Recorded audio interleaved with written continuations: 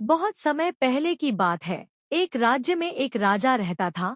वह अक्सर वेश बदलकर अपने राज्य के गांव और नगरों के भ्रमण पर निकलता और प्रजा के हालचाल लिया करता था। एक दिन वह हमेशा की तरह वेश बदलकर भ्रमण पर निकला। एक रास्ते पर पहुंचकर उसे विचार आया कि क्यों न मैं अपने राज्य के लोगों की परीक्षा लूं। आखिर मुझे भी तो पता चले कि मेरे राज्य की प्रजा के चरित्र का पता चले। उसने एक रास्ते के किनारे पड़ा एक बड़ा सा पत्थर रास्ते के बीचों बीच ढकेल दिया। रास्ते के बीचों बीच आ जाने की वजह से पत्थर ने आधा रास्ता घेर लिया था। वह रास्ते पर अवरोध की तरह था। राजा पेड़ के पीछे छुप गया और देखने लगा कि कौन उस रास्ते के पत्थर को हटाता है। कई लोग उस रास्ते से गुजरे और रास्ते पर पड़े पत्थर को देखकर अपनी असुविधा जताने लगे। वे राजा की बुराइयां करते कि उसे प्रजा की परेशानियों का ध्यान नहीं है।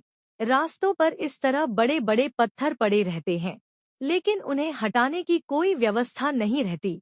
किंतु कोई भी इस पत्थर को वहां से हटाने का प्रयास नहीं करता।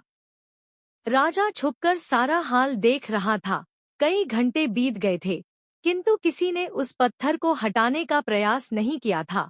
राजा दुखी हो गया कि उसके राज्य के लोग कितने स्वार्थी हैं, जो दूसरों की मीनमेख तो निकालते हैं, पर खुद भलाई का कोई काम नहीं करते।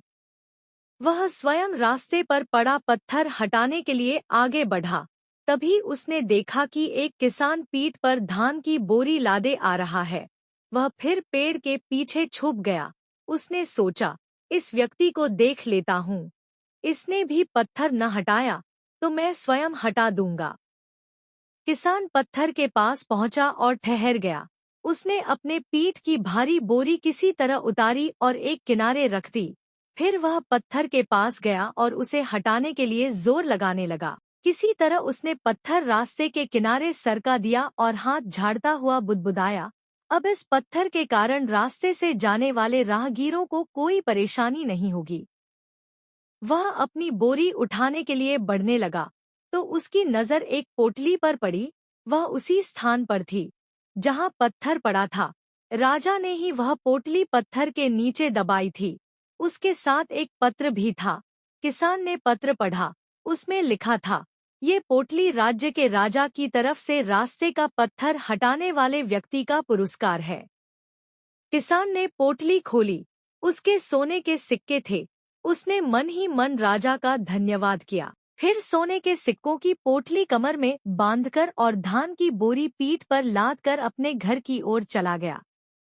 सीख: एक रास्ते में आने वाली हर बाधाएं उन्नति का अवसर है।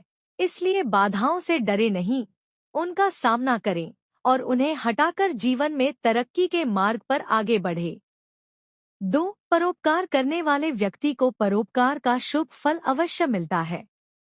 आपको हमारी वीडियो अच्छी लगी है तो वीडियो को लाइक, शेयर और कमेंट जरूर करें। ऐसी ही वीडियो देखने के लिए हमारे चैनल को सब्सक्राइब जरूर करें प्लीज।